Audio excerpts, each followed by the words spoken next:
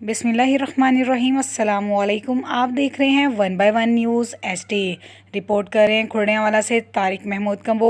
थाना खुर्डियांवाला की हदूद मेन चौक के करीब से लावारिस लाश बरामद। फोत होने वाला फ़र्द खुर्डियांवाला की मिल मसूद टेक्सटाइल मिल में काम करता था। पुलिस ने मौके पर पहुंचकर लाश को कब्जे में ले लिया।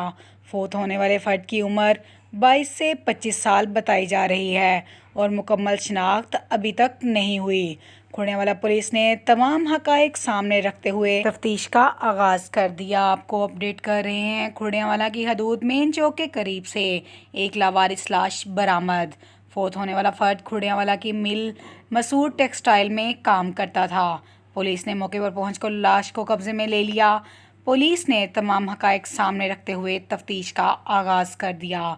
मज़ीद ख़बरों से बाखबर रहने के लिए हमारे चैनल को शेयर करें, लाइक करें और सब्सक्राइब करें और घंटी के निशान को दबाना ना भूलिएगा ताकि आने वाली हर नई वीडियो आपको मौसूल हो सके। तो देखना ना भूलिएगा हमारा अपना चैनल 1 बाय 1 न्यूज़ HD।